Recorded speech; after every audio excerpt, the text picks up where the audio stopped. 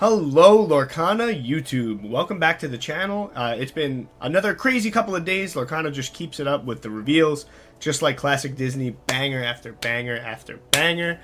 We've actually got 4 cards revealed, so we're going to jump right into them because once again I'm super excited. More cards, more strategies, more development. It's awesome, and still no emerald. More steel, more amber. Let's jump right into it. Let's go, guys.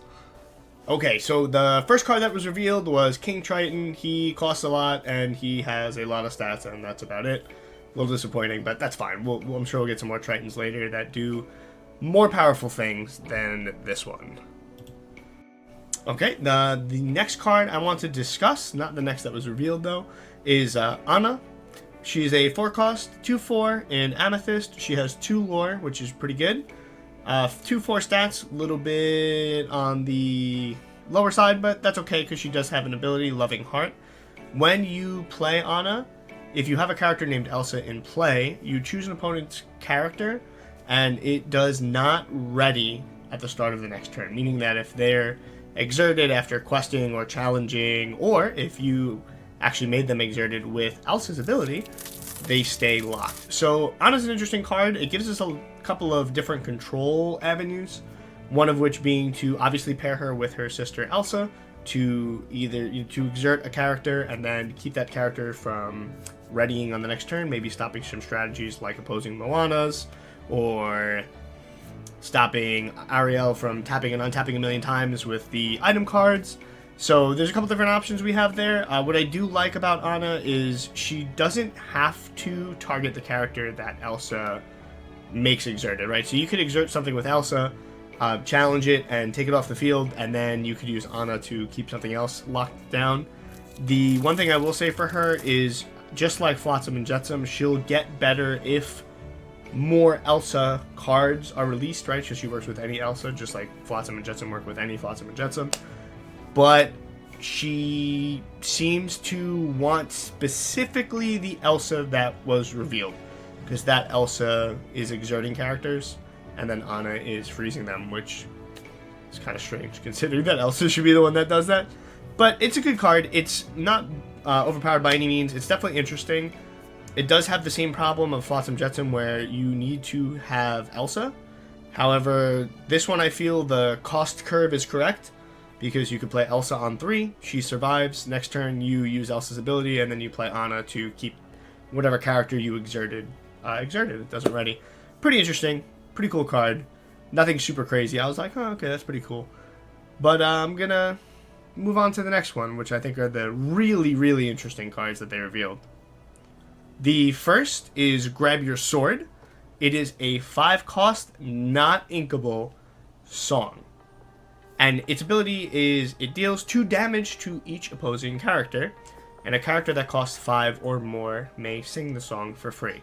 Now, the reason this card is super interesting is, aside from Giant Tink, this is our first real area of effect damage card, meaning it hits every character on the opposing side of the board, which is great. We need AoE. Card games need AoE, otherwise a bunch of Lilos and a bunch of Maleficents run around, and you can only play one strategy.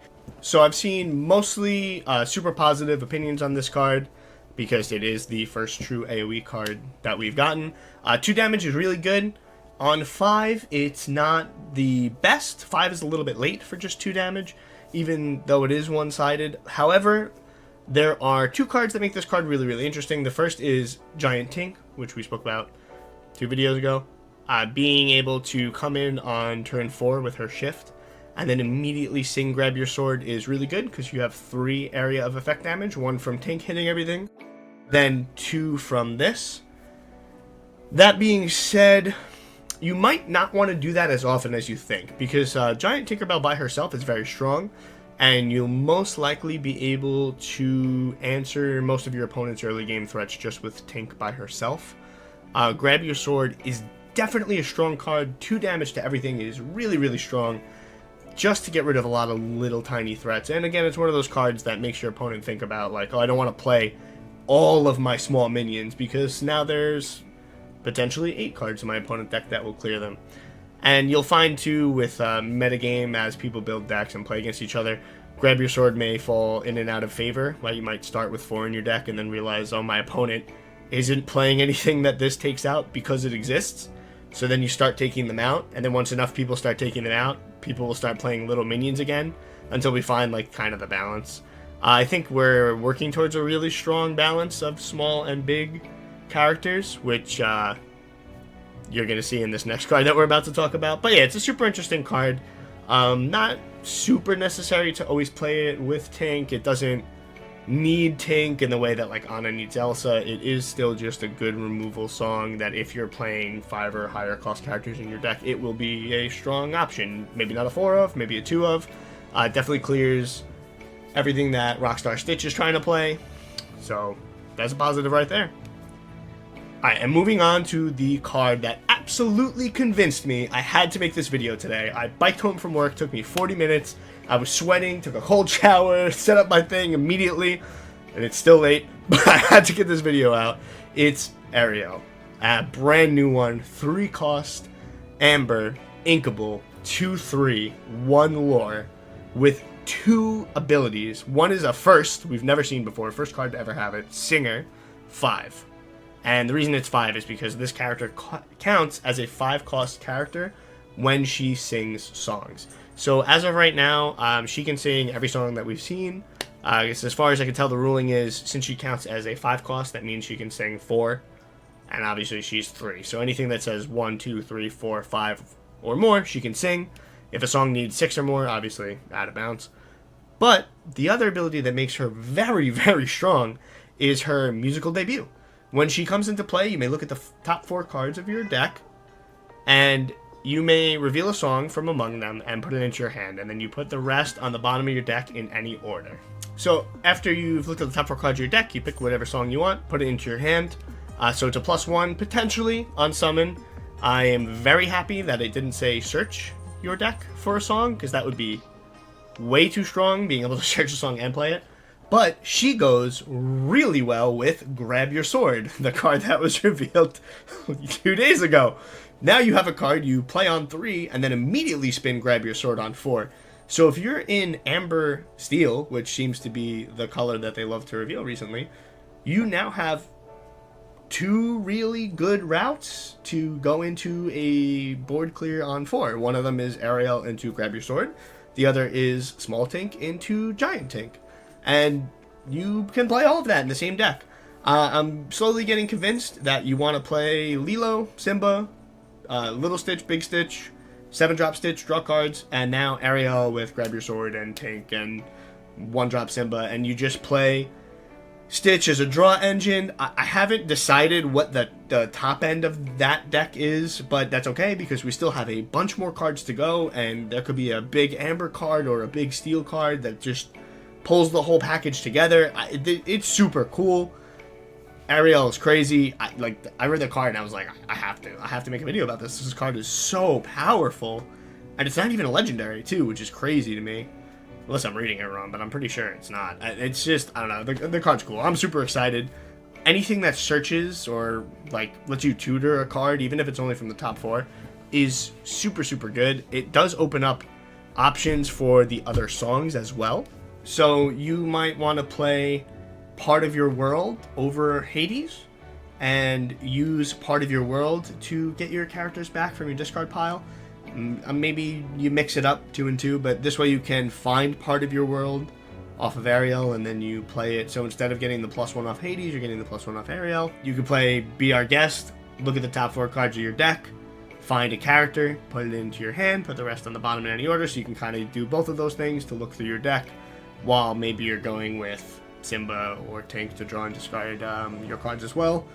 And then if you splash it into Sapphire, you're most likely already playing 1 jump ahead to ramp, get a little bit more ink so you can play cards a little bit faster. And you also have Let It Go, where you can now use Ariel to sing that and put one of your opposing characters into their inkwell, getting rid of a big threat. It's super cool, and we only have 6 songs revealed right now, so as more songs get revealed, obviously she's going to become more powerful. Friends on the Other Side, another song that you could use just to draw 2 cards. Not the most exciting use for Ariel's ability. Really, you want to use her to be singing Let It Go or Grab Your Sword, just because she has access to a 5 ink card on turn 4. and I would trade the one lore that you would get from questing to clear a big board or clear one specific really troublesome character, right? Super cool card. I love that they basically showed us the actual cost of giving up your voice in Lorcana, and it's a big cost because her power is A1. Alright everyone, that's going to do it for these cards. Let me know what you think about them. Let me know what other cards you're looking forward to. Personally, I want to see more Emerald cards. We really haven't seen a lot. And the ones that we have seen, I actually really like, especially Genie. Genie's one of my favorites just because I love the character, and he seems to have a very strong ability. If you like the video, please leave me a like. Definitely helps the channel out. Leave a comment too. I want to hear from you guys. I want to hear what cards you love, what cards you're looking forward to, what characters you're looking forward to, what crazy deck ideas you're thinking up as these cards are getting revealed, because I know my wheels are just turning. And, follow us on Twitter. I'll post on Twitter. I do share card reveals as they happen. I'll retweet them as I see them. This way I give credit to whoever is revealing those cards. We want to support the community, especially this one. Super positive community. Everyone seems super friendly, super happy to play this game. Real Disney fans, and it makes me smile every time I interact with this community.